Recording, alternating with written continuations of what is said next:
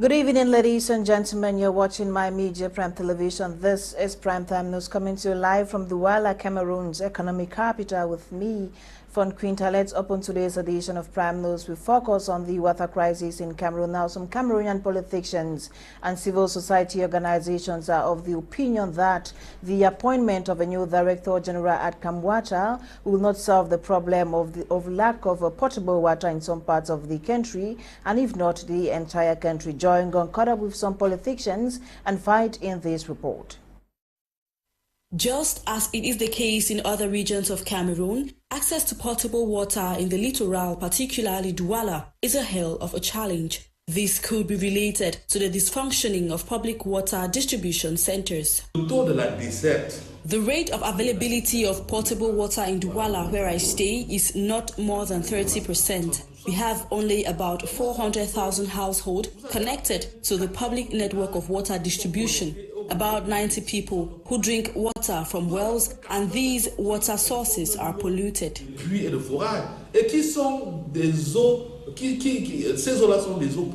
A new director at the head of Kamwata to solve this age-old problem is not an effective solution, as explained by political analysts of the opposition and Cameroonian civil society activists. Le changement d'homme, ce n'est pas la solution. Change is not the solution. Rather, there is need to implement a system which will ensure that the network from treatment to distribution of water is efficient. A problem of this nature is not solved by a board game. Un problème de telle envergure par un jeu de dames. C'est un jeu de réseau, mais c'est pas un jeu. It is a game of the network and not of a personality or the efficiency of an individual. Il fallait donc sacrifier l'autre. For others, especially of the CPDM, the new Director General of Kamwata is a square peg in a square hole. Le jeune Moussa qui vient d'être nommé, je lis en lui beaucoup de âme et beaucoup de vivacité. The young Moussa who was recently appointed, I see in him so much vivacity. Youths have to follow in that light. Abattre un travail énorme pour qu'on puisse donc nous faire confiance. Following the water scarcity, consumers have high expectations of the newly appointed boss of the water distribution company. The National Commission for the Promotion of Bilingualism and Multiculturalism is leaving no stone unturned in ensuring every Cameroonian becomes bilingual before the year of emergence 2035. During a one-day workshop in Douala, Cameroon's economic capital, stakeholders presented the plight of the common man in expressing themselves properly in either languages while talking a way forward. Dolingante with details in this report. The Cameroon is bilingual, but not every Cameroonian is bilingual, and as part of measures in addressing the long-term cry of marginalization, loss of prestigious opportunities and positions, language barrier as the main depriving force to workflow, President Paul Biya, through the Presidential Decree number 2017/03/013 of January 23, 2017, created a National Commission for the Promotion of Bilingualism and Multiculturalism as an advisory body with legal personality and financial autonomy. Since its inception, this body has been responsible for promoting bilingualism and multiculturalism in Cameroon, and during its Littoral Regional Assembly, highly attended by both state and non-state distinguished dignitaries, amongst others, the governor of the Littoral Region, Samuel Ivaha Diboa, welcomed participants by being an example of who a bilingual citizen should be. En compagnie des membres de la Commission nationale pour la promotion du bilinguisme et du multiculturalisme en mission dans notre région, let me tell you that we are proud of your presence in our littoral region today because this theme of multiculturalism and bilingualism are very important to our populations. Meanwhile, during the workshop, stakeholders also took time off in stating and addressing the problems most Anglophones in particular face on a daily basis in terms of expressing themselves in a French-dominated speaking city as Douala. Et selon ces participants, le problème du bilinguisme est pertinent dans son environnement. Écoute. Non, c'est un problème vraiment pertinent, vraiment capital par rapport au bilinguisme. Vous savez, j'ai une zone, l'arrondissement de Douala 6e, qui est presque à 70% des anglophones, mais qui ne s'expriment qu'en pidgin. Les transformer maintenant, il faut vraiment avoir les agents capables pour avoir ce courage et pouvoir entraîner les francophones à s'exprimer en anglais, normalement dit. Now on the question of corruptible practices linked with bilingualism, this is how the Commission intends cracking down on defaulters. And there's a lot of financial implications, involved in this whole process. So it takes time. We're going to transmit all of this information to see how best some of these bottlenecks or issues can be solved rapidly. Bilingualism is an inevitable attribute to Cameroon, and in order to be fully integrated into every sphere, citizens are called upon to make an effort every time. Now, SMAC sets this week aside to encourage investment. A week that International Investor Week aimed at impacting and strengthening investors for sustainable financial growth. Magdala Eyang-Besong with details in this report. A public call for savings seminar by SMAC was held yesterday in the country's economic capital city, Douala, on the theme Investors' Resilience and the Sustainable Finance. The SMAC International Investor Week communication program was aimed at restoring confidence in the markets and inviting individuals, professionals, and institutional investors to take a responsible approach towards investing and ways to strengthen investor resilience and sustainable finance. The theme of the week, this week here, the theme concerns first of all the resilience of the investor, and the second one is how to preserve environmental, how to have an environmental impact when we take a decision to put our money in some asset. Mr. Banga Louise Ntolo, Director General of BVMAP, aligns points needed to become a successful investor, reason while a whole week is dedicated for the investor purpose. The first point concerns the resilience is to understand that, first of all, the investor is not being obliged to put his money in everything, and so wrong and bad thing, bad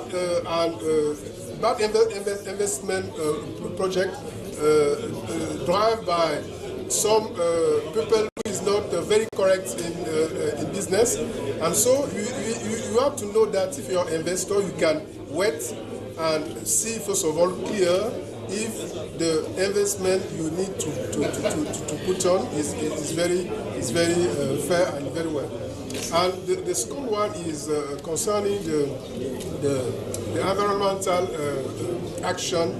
This is also the need of the world authority to sensibilize the investor that when you buy some assets, when you buy some stock, some listed stock or listed bond, you need to know exactly the issuer. Who is it?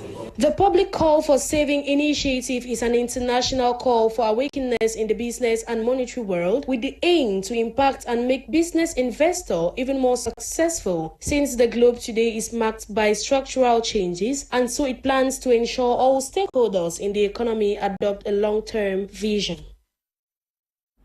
Coming up next, a fake Cameroonian travel agent has defrauded over 600 Cameroonians of about 10 billion francs CFA for the procurement of documents to secure a travel visa. Many Cameroonians have thus testified how he swindled their hard-earned money and disappeared into thin air. Northwest region of Cameroon, who has reportedly defrauded close to about 600 Cameroonians of about 10 billion francs CFA to get them visas and other travel documents to travel abroad. One of his victims testified. This man goes by Kang Akanji Franklin, in bracket LH. He's from Pigny, Northwest. This guy is a defrauder. He's collecting millions and millions and millions from people. This guy has duped Cameroonians. What? 10 billion francs CFA. Close to about 600 Cameroonians are victims in his hand. With fake visas, fake promises, fake everything. At the end of the day, he doesn't deliver anything. He's already in hiding. Please share this video. It should go in all social media platforms in Cameroon. Please save lives, save souls. Can Akenji Franklin has defrauded Cameroonians out of the country as well, it should be noted.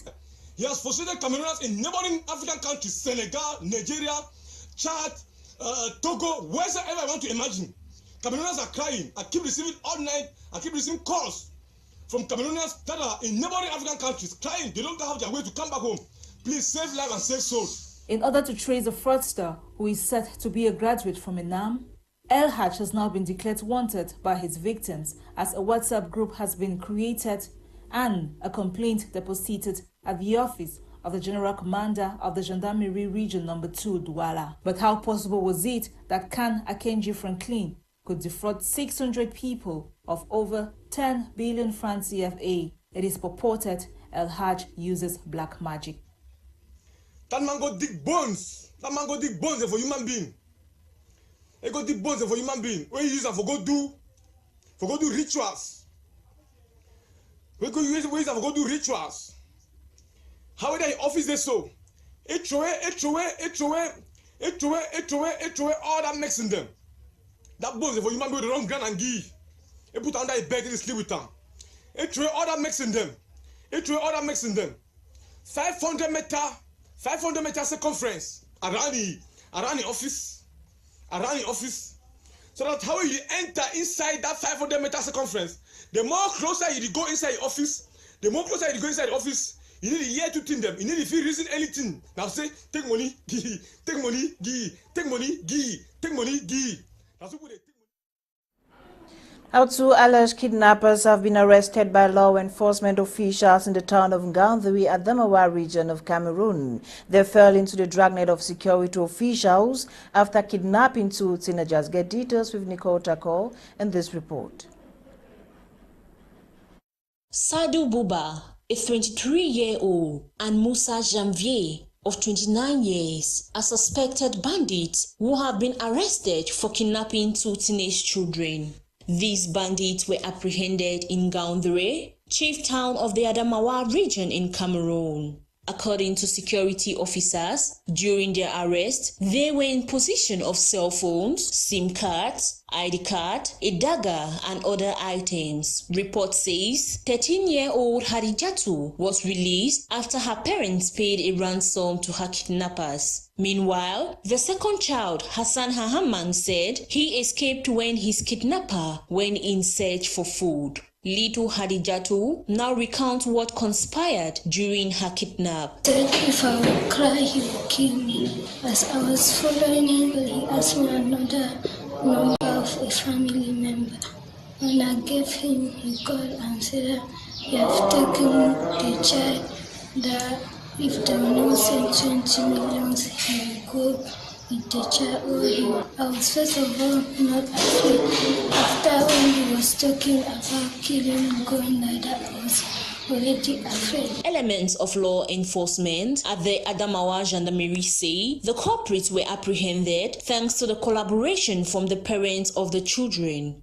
Recently, the rate of kidnapping is alarming in the Adamawa region, reason why forces of law and order in that area are assuring the population of the measures put in place to eradicate these atrocities. Led by a Cameroonian-born Marianne Tita Chamene, the organization Conseil Rayon International, a group of qualified consultants with solid knowledge and work experience in developed and developing countries, is here in Cameroon. The international organization which supports international development and institutional legislative reforms across the world, with more than 20 years experience, has a proven expertise in international strategy, institutional reforms, assistance and protection of victims and witnesses, amongst others, who will be launching its activities in Cameroon on Friday, October 7, 2022 in Yaoundé. Something else, victims of the September 1 storm which left several residents of Meganga homeless have received aid from the Association La Dynamique d'Umbere. They gathered at the Meganga town hall to receive the aid in the presence of administrative and local authorities. Catherine Kongwe tells us more. 488 planks, 520 sheets of zinc, 200 bags of cement and other basic commodities are some of the items donated by the elites of Mienganga, Bere subdivision in the Adamawa region of Cameroon, following the violent storm of September 1st, 2022, which left a dramatic footprint to some inhabitants in that area. C'est un geste de solidarité partagé entre tous les enfants du département. This little gesture from the children of this community is a symbol of togetherness and expressing the concern we have for one another, both in good and bad times. Et notre volonté de vivre ensemble dans les moments de joie et dans les moments de détresse. The ceremony saw the presence of administrative and traditional authorities who proceeded to handing over the gifts to the victims and applauded the generosity of the elites. Nous profitons de la circonstance pour apprécier. We want to applaud such a generosity and wish to encourage those amongst us. The word of encouragement I want to extend to the beneficiaries is to make good use of these donations. Celui de faire bon usage, n'est-ce pas, des dons qu'ils viennent de recevoir. Nous ne souhaitons pas retrouver ces dons, n'est-ce pas, sur la place du marché. Benefactors of these gifts on Japad were grateful as they expressed gratitude to the donators. Merci à nos grands frères, merci à nos grandes sœurs. We say thank you to our brothers and sisters. Thank you all well wishers. We are still waiting for the government to intervene.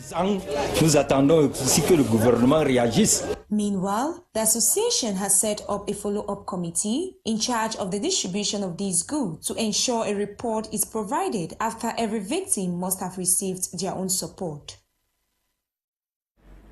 And a health-based staff lady Bokengo Wadi dwells on anger as a mental health condition. She highlights its triggers, causes, symptoms, risk and steps for management and prevention in commemoration of Mental Health Awareness Week. Her report.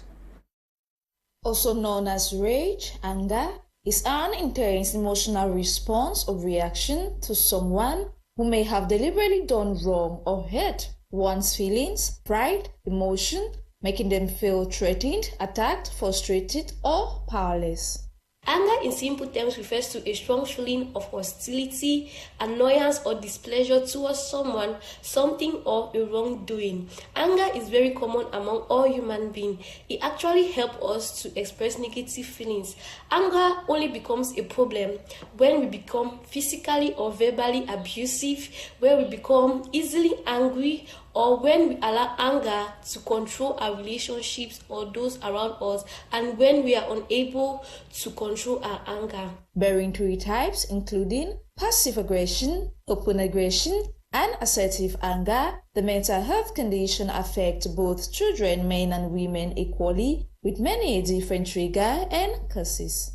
Some causes of anger include stress, abuse, financial challenges, not feeling appreciated, and also anger is related to some mental health conditions such as anxiety and depression.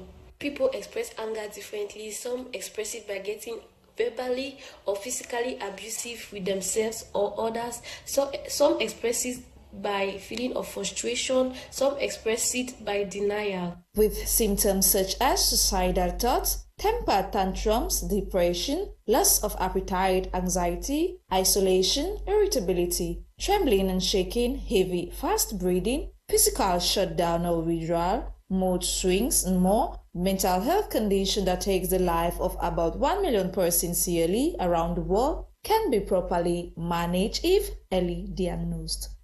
When anger gets out of control, it is very important and normal to seek help. A mental health professional can help determine the cause of anger and provide suggested solutions. Some suggested solutions to anger include breathing exercises, recognizing what triggers your anger, stop and listen, walking out of situations that get you angry. Imagine yourself being calm. Drugs can be given if anger is caused by depression or anxiety. It should be borne in mind that, if not controlled, anger accounts for depression, drug dependence, bipolar disorder, high blood pressure, headaches, increased heart rate, stress, anxiety, memory loss, increased levels of adrenaline, weight gain borne by eating disorder, cardiovascular diseases, heart attack, which for some may lead to sudden death over time. And to news out of Cameroon, we visited Somalia, Liberia and Uganda, where the current Ebola outbreak has taken the lives of at least 9 people, including a medical doctor, and total of 43 confirmed cases since the outbreak was declared on September 20, 2022. Developments of these and more right ahead. Let's begin in Uganda, where the country's Red Cross says its health system is taking strain as the number of cases of Ebola rise. The Ministry of Health says at least 9 people have died now from the virus, including a doctor, and there is a total of 43 confirmed cases since the outbreak was declared on September 20. As the country remains on high alert, the World Health Organization noted last week that the current outbreak was first detected among a group of highly mobile people, raising fears that the virus could spread to the capital and abroad. Note that Ebola causes an acute serious illness which is often fatal if untreated and spreads between humans by direct contact with contaminated bodily fluids. Elsewhere, an attack by Islamist extremist fighters at the Somalia government headquarters has left 20 dead and 36 wounded. The Somalia-based Al-Shabaab claimed responsibility for the attack in Beledweyne, a town more than 300 kilometers north of Somalia's capital Mogadishu. The government said the attack had been carried out in partnership with the U.S. military in southwest Somalia. U.S. Secretary General Antonio Guterres condemned the attack and reaffirmed the UN's commitment to peace in the country. Let's conclude in Liberia, where Liberian and U.S. authorities have announced a seizure of 530 kilograms of cocaine estimated to worth $100 million. The seizure took place in the outskirts of the Liberian capital Monrovia, and according to officials, 2 men were arrested, one from Guinea-Bissau, the other a Lebanese national. Besides Liberia and the United States, Brazilian law enforcement agency was also involved in the operation, though that did not confirm reports circulating in social networks that the drugs were stored in containers of frozen fish. For several years, West Africa has been a transit zone for drugs produced in Latin America and destined for Europe. We've come to the end of today's edition of Prime News on My Media Prime Television. My name is Fon Quinter. Coming up at exactly 7 p.m. is Prime Hour with Leonard and his team. Keep watching programs on The African Eye. Good night.